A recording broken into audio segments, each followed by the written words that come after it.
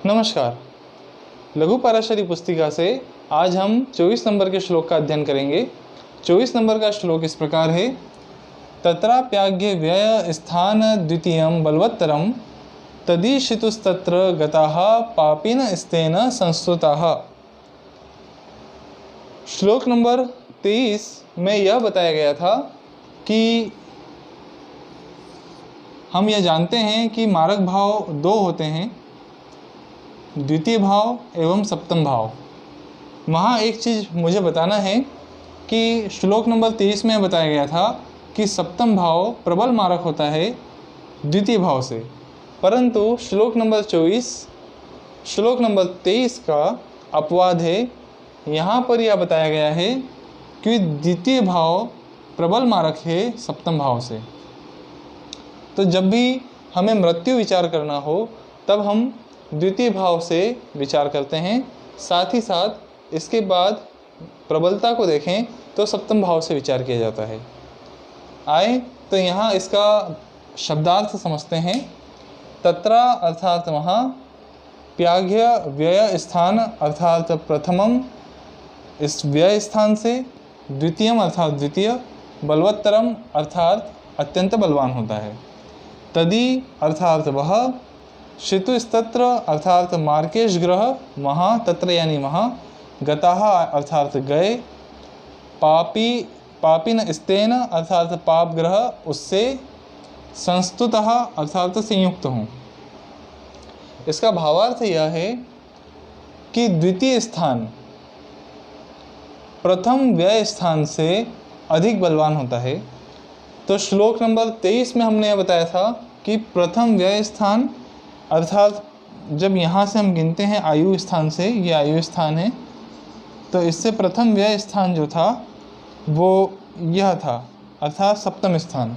तो प्रथम यह श्लोक यह बता रहा है कि इस सप्तम स्थान से द्वितीय स्थान अत्यंत बलवान है। तो जब भी हमें मृत्यु या मारक भाव के बारे में विचार करना हो तो हम द्वितीय स्थान से विचार करें। इसमें आगे बढ़ते हैं। श्लोक का द्वितीय चरण यह कहता है कि जब भी मार्केश ग्रह की दशा हो तो उस स्थान में मार्केश ग्रह की दशा के समय मृत्यु होना निश्चित है। यह पहला कथन है। इसी श्लोक में दूसरी बात यह कही गई है कि जब मारक भाव में कोई पाप ग्रह विराजमान हो तब उस स्थिति में भी वह ग्रह की दशा या अंतर्दशा में मृत्यु होना निश्चित है। इसी श्लोक में तीसरी बात कही गई है, वह है कि मार्केश पाप ग्रह से संयुक्त हो। तो ये दूसरी बात थी।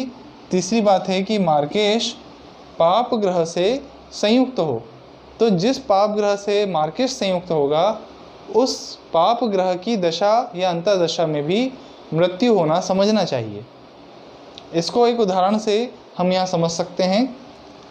इसमें 3 चीज़ें बताई है कि मार्केश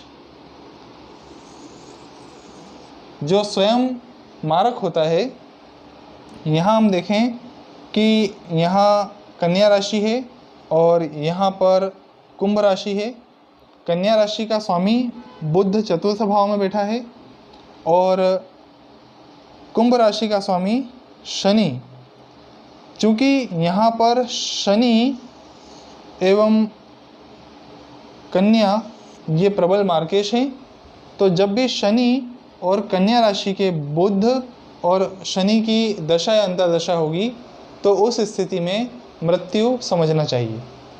दूसरा यह बताया गया है कि मारक भाव के ग्रह, इस मारक भाव में मंगल ग्रह बैठे हैं और इस मारक भाव में गुरु ग्रह बैठे हैं।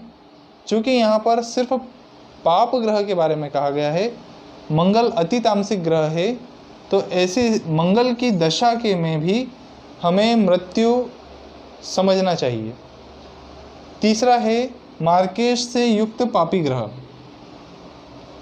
मार्केश से युक्त पापी ग्रह, चूँकि यहाँ मार्केश द्वितीय भाव का बुध है और बुध से संयुक्त या युक्त ग्रह राहु है, अतः ऐसी स्थिति में राहु को भी प्रबल मारक समझना चाहिए और राहु की दशा में भी मृत्यु तुल्य कष्ट होना या मृत्यु होना निश्चित ही समझना चाहिए। तो इस श्लोक से इतना ही। धन्यवाद।